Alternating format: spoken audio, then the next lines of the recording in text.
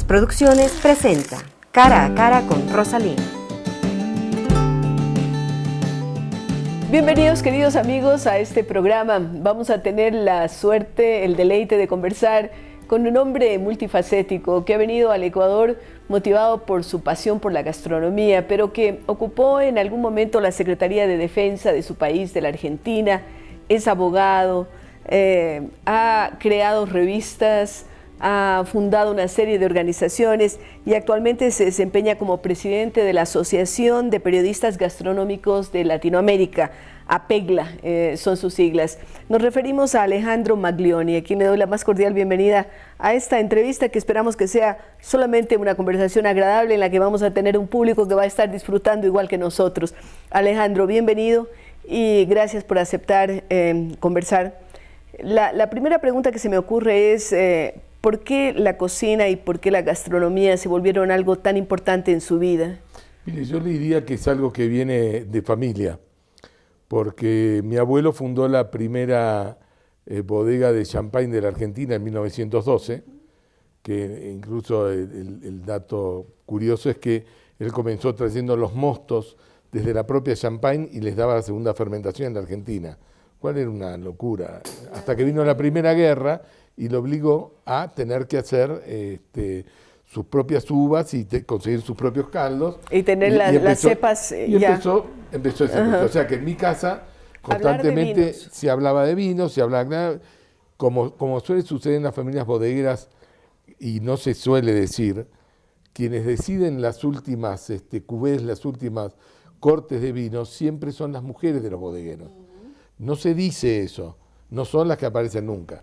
Y en mi casa como en muchas cosas, ¿no? No, y en mi casa pasaba lo mismo, ¿no? Mi padre traía los cortes que se habían propuesto para el año y mamá era la que tomaba la decisión. A mí me gustó más el 4 que el 2 y bla, bla, bla, bla. Bueno, porque resulta que la mujer tiene la particularidad que tiene mucho mejor olfato que el hombre, mucho mejor, lo cual provoca esas parejas que están durmiendo plácidamente y de repente ella lo toca y le dice, viejo, estoy oliendo a quemado, debe haber algo algo. Sí. El marido sale corriendo. Efectivamente había un enchufe y se salvaron de un incendio, ¿no? Eso es todo cuestión de olfato. Es todo cuestión de olfato, absolutamente, porque es distinguir precisamente cómo ha quedado. Y en la enología, en el tema de los vinos, del champán, juega un papel fundamental el olfato. Sí, en el champán, en todos los vinos. Sí, por eso. Lo que se llaman los vinos todo tranquilos. Todo lo que es la enología, sí. Sí, en lo que son los vinos tranquilos y no tranquilos es clave. Y es más, Argentina, hace un mes tuvimos el Campeonato Mundial de Sommeliers en Mendoza, que es un evento mundial único, fue un episodio fantástico. Tremendo, 170 periodistas internacionales. Y usted se ha dedicado también a periodismo, no solamente gastronómico, sino el que tiene que ver con la enología y con los whiskies también, con otro tipo de licores. Con todo, porque usted cuando se vuelve, yo digo que yo soy periodista, yo no soy crítico, yo soy periodista, y a veces lo que hago son señalamientos que la gente lo puede tomar como crítica, ¿no? Es decir, y bueno, que lo tome como quieran. Yo trato de hacer señalamientos, y mi profesión no es ir a recorrer restaurantes, a pesar de que lo tengo que hacer. Como parte de su oficio. Pero bueno, empieza entonces, perdón que la interrumpa, con estas bodegas, en fin, y allí surge la pasión por la comida también. No, y viene otro capítulo que es mi familia, también fundó mi abuelo y administraron mi padre y mi tío a la muerte de él, lo que se llamaba el almacén por mayor, que distribuía a 40.000 almacenes pequeños por todo el país, comida de todo tipo, latas de todo tipo. Entonces mi casa era un banco de pruebas. Acaban de llegar unos dátiles maravillosos de Egipto. Entonces se abría una caja a probar los dátiles. Entonces se fue desarrollando el gusto. No, además escuchaba por qué esto sí, por qué no, por qué un buen queso es de tal manera, o por qué el queso debe ser madurado o no madurado, qué quesos se maduran y por qué se maduran. Es decir, todo esto era un tema de mesa. Pero a la hora de tomar la decisión, usted decide estudiar leyes. ¿Por qué? Bueno, porque mi padre había estudiado leyes y él tiene que dejar la carrera por la muerte de su padre. Mi abuelo muere prematuramente y entonces tienen que hacerse cargo de todo este negocio de bodegas, almacenes y demás. Y yo desde el 4º grado del primario que hubo que hacer una composición, qué seré, una de esas cosas tontas que nos hacen hacer, yo dije, yo voy a ser abogado. Y fui abogado. Y lo cumplió. Y no me arrepentí un segundo en la vida haber dejado. Porque da una buena formación humanista, me da entre una buena otras formación cosas. humanista, y en el mundo de los negocios, que tuve mucho éxito, también eso es necesario. Enormemente. Yo nunca necesitaba que nadie me asesorara sobre un contrato. Yo la única vez que designaba abogados es si tenía problemas de causa propia.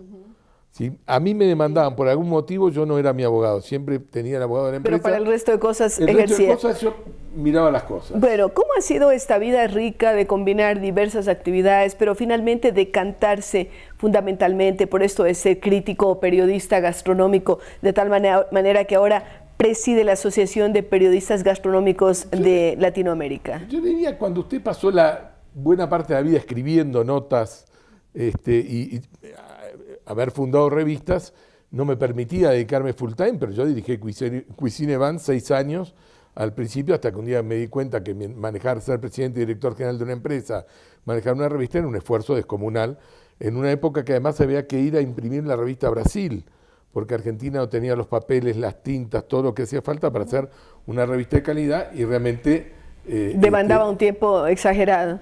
Era una cosa un poco inhumana. Pero cuando usted tiene 30 años, 40 años, es como que Superman. Esta es la historia. Un día me di cuenta que no era Superman y dije, vamos a poner un poco de orden en esto, que cada uno haga lo suyo. Y cuando llegó el momento de retirarme, resolví vender la empresa. Trabajé muchísimo, entonces dije, bueno, ya llegó el momento. Y ahora sí, dedicarse a estas otras cosas que le dan mucha satisfacción. Como dueño del periódico La Nación de Buenos Aires, que es el periódico más importante del país, a un colega abogado, gran amigo mío, le digo, quiero escribir. Pero por supuesto... ¿Y sobre qué va a escribir? No me quiero meter, ya escribí mucho de política, de economía, me peleo, pues yo no me callo, este es un drama que tengo, pero digo las cosas, siempre digo de alguna manera que hace que los dientes que tengo son los de la escuela. O sea, nadie me rompió la boca de una trompeta. Todavía no. Entonces yo toda la vida critiqué y dije lo que me pareció, pero nunca de una forma tan grosera, ofensiva, que provocara que el otro, la otra, quien fuera, me pegara un carterazo en la calle, sin vergüenza. Estas cosas nunca me pasan. Pero bueno, esta es una etapa en la que se dedica a hacer periodismo gastronómico. Entonces, claro, empiezo a escribir y después me llaman de la revista Dionisio de Perú, escribo también, me llaman de Cava, de Venezuela, escribo también, empiezo a escribir, escribo para un blog de Roma, escribo ya perdí, yo realmente no tengo cuenta, tengo un asistente que me dice la nota para tal lado. Le toca, claro. Y sobre todo, lo que más me interesa es escribir sobre temas que nadie escribe. Como por ejemplo. Como por ejemplo restaurantes y bodegas en la Argentina. El 98% de los periodistas gastronómicos en Argentina hablan de restaurantes o de vinos. Entonces esto les permite comer gratis y recibir botellas en la casa. Y hay un par de ellos, que los quiero mucho y los respeto y los promociono, que son realmente amantes de lo que hacen y no hay ninguna segunda intención. Entonces yo escribo sobre muchos temas de la historia gastronómica. Me ha preocupado contar la historia del tenedor. Cambió Europa el tenedor y la gente no se enteró. Así es. Porque el principal instrumento era el cuchillo con el que se cortaba, luego aparece la cuchara, ¿no? Y finalmente el tenedor. Y se comía con las manos sin mucho mesa. también, sí. En las casas no había mesa, estaba el caldero en el centro y la gente sentada alrededor y usaban cuencos y a veces en lugar de cuchara usaban trozos enormes de pan que se llamaban a la boca con los guisos de la olla podrida, como se llamaba, que hacían, ¿no? Entonces, investigación sobre el tenedor. Entonces, investigación sobre historia gastronómica, la pasión de Luis XIV por los melones, cosas que además... Curiosas, y contar también historias dramáticas. Yo cuando hablo con jóvenes de las escuelas de gastronomía, les recuerdo lo que fue la historia del primer gran chef del siglo XIX, que él comienza con una vida tremenda. El padre le da una comida, él era el mayor de los 10 hijos. Cuando tenía 10 años y medio, lo lleva a comer a una fonda en París, en el centro de París, y le dice, es la última comida que tu familia te puede pagar. Ahora tú verás cómo te encuentras. ¿Sí? Van por las tuyas y no nos busques, olvídate, bla, bla, bla. Y este niño queda... desamparo total. Desamparo total y duerme esa primera noche en el dintel de una puerta. Y como siempre digo, el buen Dios mueve las piezas de alguna manera, abre la puerta a la mañana el señor que vivía en esa casa, y la casa era una fonda. Y el chico le cae simpático y le empieza a ayudarle la fonda. Exactamente, dice, ¿por qué no trabajas conmigo? No tienes que ir, no, bueno, ven, y empieza a trabajar en la fonda y empieza a desarrollar su historia. Claro, pero hay historias riquísimas en esa historia de Grecia, historia de Roma, de Indro Montanelli. Claro, cuenta las costumbres de la comida con las manos y luego limpiarse en la cabeza, la grasa. No. Hay cosas. Roma tenía una cosa atroz. Bueno, esto en Grecia. Todavía, sí. Roma una salsa atroz que es el garum, que todavía lo siguen haciendo, que consiste en poner pescados entre piedras que van chorreando a medida que se pudre, entonces con eso después... Y yo digo, pero por favor... Eso era para un envenenamiento colectivo, ¿no? No, por Dios, el vino para suavizarlo, porque era un poco pesado, mezclado lo con plomo. Con agua de mar. Y con plomo. Por eso es que había tanta locura, inclusive el saturnismo. Mire qué cosas tan ricas nos vamos enterando. Pero esa pasión por la gastronomía quiere decir que usted es excelente para comer. ¿Le gusta la buena mesa? ¿Cuáles son sus platillos favoritos? A mí me gusta mucho la comida casera. No me gusta la comida con exceso de rebuscamiento. Yo me quedé parado donde estaba, vi al mundo irse a las pelotitas y las espumas. Nada de eso. Y a las cosas que parecían ser, pero no. Yo, por ejemplo, a mí decían, esta es una espuma de bife argentino, pero si el bife argentino es una cosa exquisita, ¿para qué debe transformar en espuma? Claro, o el ceviche es una... En la cocina molecular estamos hablando, ¿no? Sí, de alguna forma. La cocina molecular, yo incluso tuve la experiencia en el año 98, el presidente de Telefónica de España nos dio una comida a 6 amigos empresarios de él en Madrid. Y nada menos que el casino de Alcalá, todo un pim, no se me puede creer. Bueno, nos presenta un joven bajito, un señor bajito, que dijo, bueno, le he pedido al maestro Ferran Adrià que les prepare una comida. Entonces, claro, apareció una comida que nosotros nunca habíamos visto. Y es más, yo, ni como periodista, todavía era empresario, no era periodista, pero estaba siempre metiendo la mano en estas cosas, nunca había escuchado hablar, no había escuchado hablar. Entonces era muy complicado el tema. Entonces, más amigo de la comida casera. Pero le cuento cómo termina. Terminamos de comer todo eso y viene, y bueno, el maestro le pide si le pueden dar una devolución y los amigos dijeron, el dueño de Cuisine Van es el señor que está acá, que dé la devolución él.